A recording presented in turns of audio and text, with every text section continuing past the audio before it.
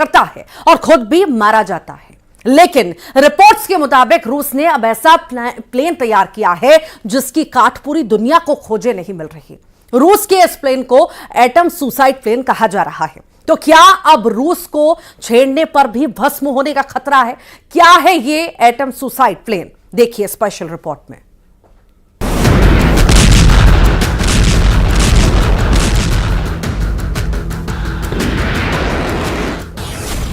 हमें छेड़ोगे तो भस्म कर देंगे। पहले न्यूक्लियर डॉक्ट्रिन को बदला और अब विश्व मंच पर जाकर डंके की चोट पर गरजा कि रूस झुकेगा नहीं, हारेगा नहीं, भस्म कर देगा। इसलिए हमसे हमारे दुश्मनों की दूरी है बहुत ही जरूरी। जो हमारे दायरे में आने की कोशिश करेगा वो राख हो जाएगा। यह गरज है रूस के विदेश मंत्री सरगेई लावरोव की। लावरोव की गरज पूरी दुनिया ने सुनी, क्योंकि जिस मंच से सरगेई ने रूस के इरादे जाहिर किए वो मंच था यूएनजीए यानी यूनाइटेड नेशन जनरल असेंबली का। सबसे पहले आप सुनिए सरगेई लावरोव को। Чуть ли не обыденной практикой методы политических убийств, как это вновь произошло вчера в Бейруте. Трагическое и неприемлемое развитие событий в арабо-израильском конфликте. रूस करेगा परमाणु आत्मघाती हमला। लावरोव ने यूएन के मंच पर जो भी बोला बिना लाग लपेट के बोला। लावरोव लय में बोल रहे थे। उन्हें पुतिन का संदेश पूरी दुनिया तक पहुंचाना था। रूसी विदेश मंत्री के निशाने पर नाटो भी, रूस के विदेश मंत्री के निशाने पर अमेरिका भी था। लावरोव ने दावा किया कि पश्चिमी देश कीव का इस्तेमाल रूस को हराने के सपने देख रहे हैं, तो वो भ्रम में जी रहे हैं और इसी भ्रम के साथ वो यूरोप को आत्मघाती हमले में झोंकने की तैयारी भी कर रहे हैं। अब सुनिए सरगेई लावरोव का पूरा बयान। Нелегитимного неонацистского киевского режима, но уже готовит и Европу к тому, чтобы и она бросилась в самоубийственную авантюру. Не буду здесь говорить о бессмысленности и опасности самой идеи пытаться воевать до победы с ядерной державой, каковой является Россия.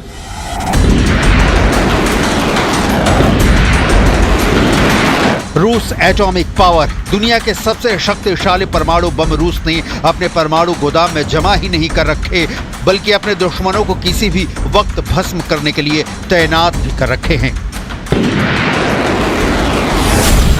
तो क्या मिसाइल हमले का जवाब रूसी शैतान से देंगे पुतिन?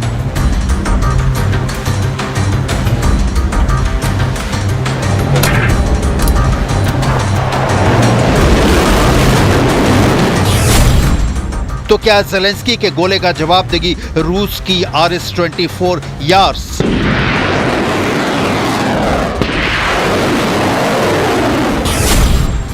तो क्या रूस की इस्कंदर खत्म कर देगी ज़ेलेंस्की का यूक्रेन?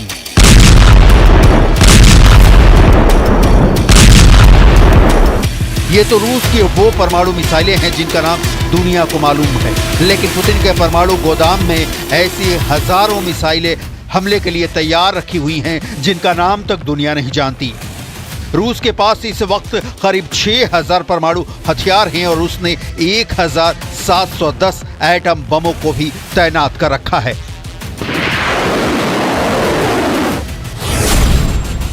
पहले बदली न्यूक्लियर डॉक्ट्रिन, अब यूएनजीए में गर्जा। पिछले कई महीने से पुतिन के रक्षा मंत्री, रूस के top military commander nuclear doctrine को चेंज करने की बात कर रहे थे, लेकिन पुतिन की इस धमकी को दुनिया के बाकी मुल्कों ने गंभीरता से नहीं लिया। लेकिन अब पुतिन ने वही कर दिया जिसकी वो धमकी दे रहे थे।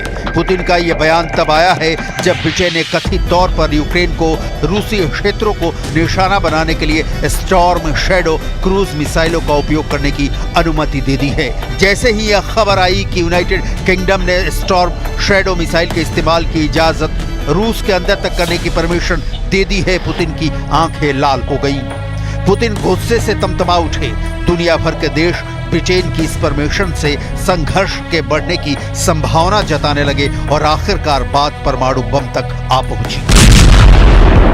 Обновленной редакции документа агрессию против России со стороны любого неядерного государства, но с участием или при поддержке ядерного государства.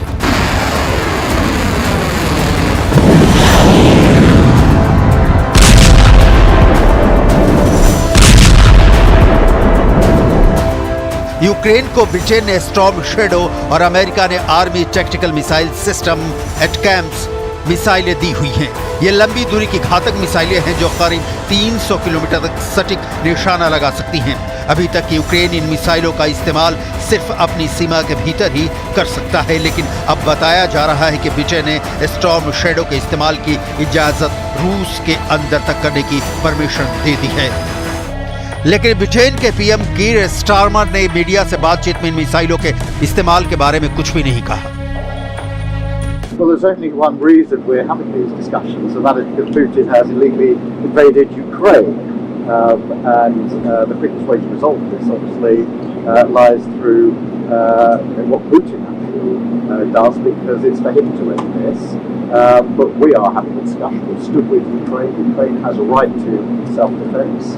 And we've stood united, not just with our allies here in the US, but across with our NATO allies. That's very, very important to us. But today was about having a chance to talk not just about a particular step or tactic, but a strategy in relation to Ukraine.